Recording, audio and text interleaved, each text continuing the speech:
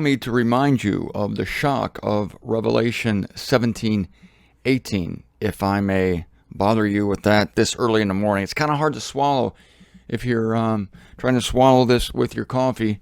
I suppose the coffee helps. It doesn't help me. It just makes me more anxious. But I'm at peace about these things. It helps that they're not happening yet, and that I'm looking at them from the comfort of my desk. And there you are, sitting there having your coffee. But these things are on the cusp of occurring in our day. I'm quoting now from verse 18 of the unveiling, chapter 17. And the woman whom you perceived is the great city. We know that to be Babylon. Here's the shocking part of that statement. Which has a kingdom over the kings of the earth. Babylon has a kingdom over the kings. How do you get a kingdom over kings? You have influence. What moves kings? That's easy. Money. Money rules everything. And it's no accident that money is being concentrated. Wealth is coming to a small group of people who pull the strings and control things on the earth. And governments are beholden to those who hold the money. And the kings of the governments of the various nations are beholden to those who hold the money. And in this case, those holding the money are Israelites, i.e. Jews. And they will be headquartered in Babylon. Now, there's something remarkable about the secret of Babylon and John's reaction. This is important that we have to look at John's reaction. John did not admire this image that he saw of the woman riding the wild beast. In fact, he marveled at it. It seemed to him to be unbelievable. And this is how we figure out what it is. We have to be just as shocked as John is when he's looking at this thing. So if we find ourselves in sympathy with his reaction or his mood, then we'll be in possession, I believe, of the truth. Now, in the previous section, which is the throne section, the political deliverance of the earth, we have the same characters. We have a wild beast and we have a woman. The thing is, back then, is that there was enmity between the wild beast and the woman, because we were looking at the faithful in Israel as the faithful woman, and there was enmity there. Because the woman represents the faithful remnant. And, as is the case throughout history, the faithful remnant of Israel is always persecuted. She's a victim of the world's political and religious powers. But the religious powers in this day are combining under the figure of the wild beast. We're looking at the federated faiths of the world. And this is not now just Christianity or Hinduism, Buddhism, Islam. It is one big giant monster combining all of these religions. And I remind you that in the vision of Daniel, chapter 7, the beasts he described there are contemporaneous. They all exist at the same time. Whereas, in Daniel chapter 2, the political kingdoms of the world, the Babylonian, Medo-Persian, Grecian Empire, they were successive. One came, was deposed, another came, it was deposed. In fact, by the time Daniel gets the vision of the beasts in chapter 7, Nebuchadnezzar has passed into history, and he's now dealing with Belshazzar.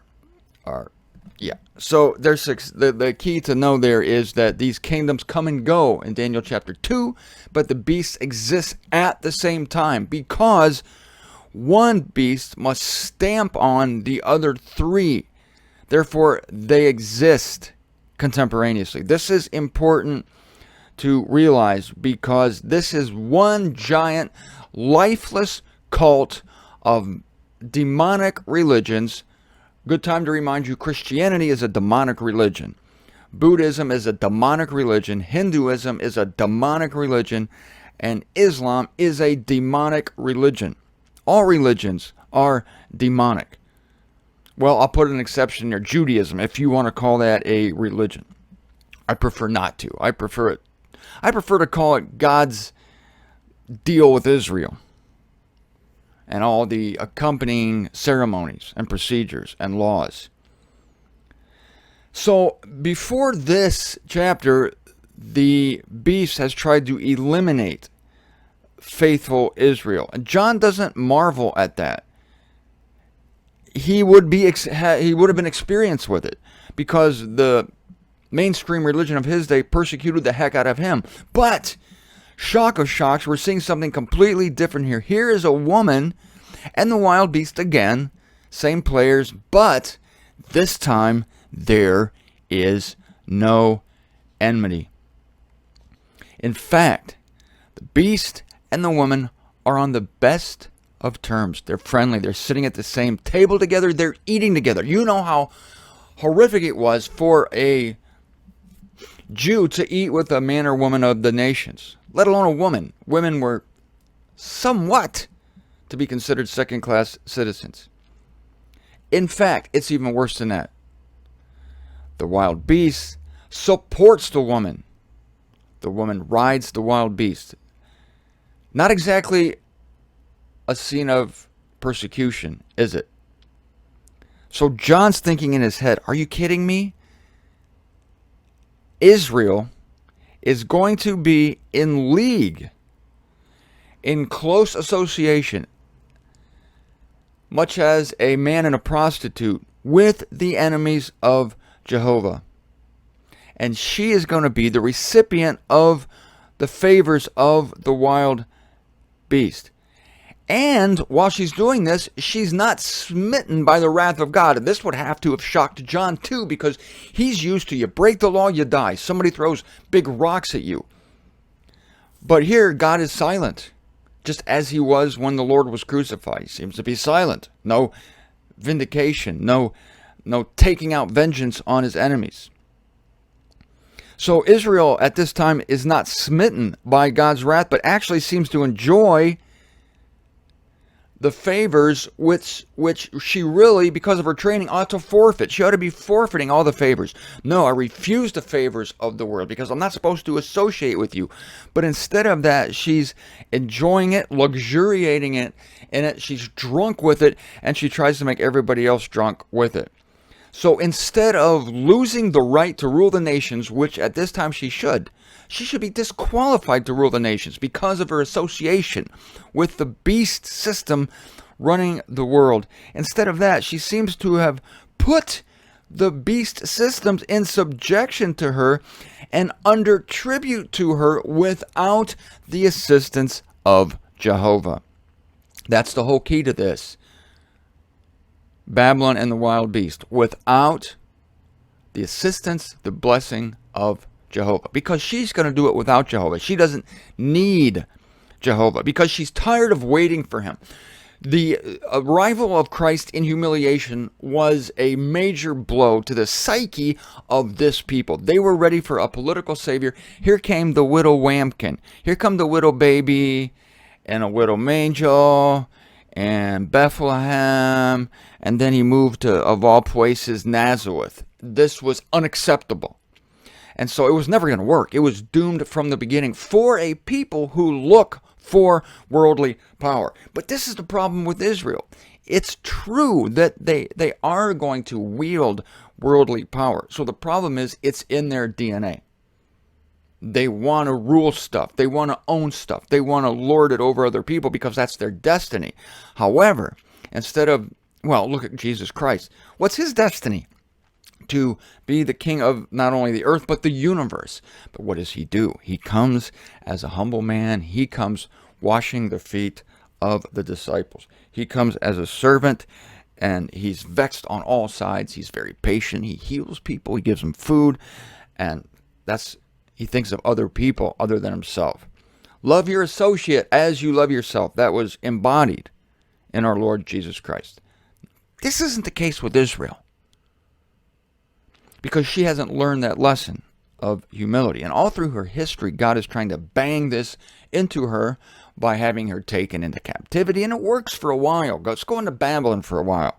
See how that works for you. You have to submit, put your neck under the yoke of a foreign power. That was disgusting to Israel. But she is learning. This is the only reason there is a remnant, ladies and gentlemen.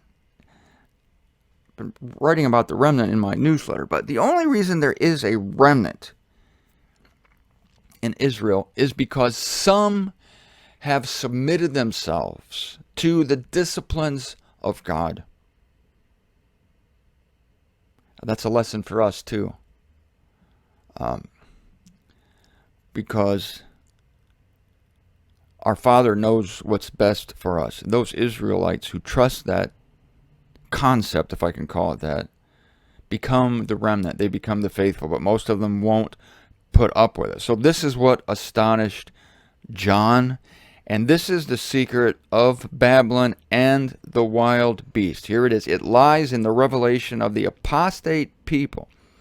It lies in the relationship of the apostate people to the godless religion of the end times.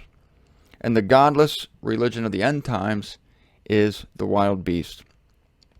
It has the same amount of heads and horns, 7 heads, 10 horns. Again, for your entertainment purposes, go back to Daniel chapter 7. Count the heads and the horns of the 4 beasts. One beast has 3 heads, one beast has 1 head, the horns. Anyway, count them up. The lioness, the she-bear, the leopardess, and the monstrous. And you will find that the beast of Revelation has the same amount of heads and horns. The one beast of Revelation has the same amount of heads and horns as the 4 wild beasts of Daniel chapter 7. That's because the 4 religions have joint power. And the only legitimate operation of God with ceremonies and laws is Judaism, as begun by Jehovah.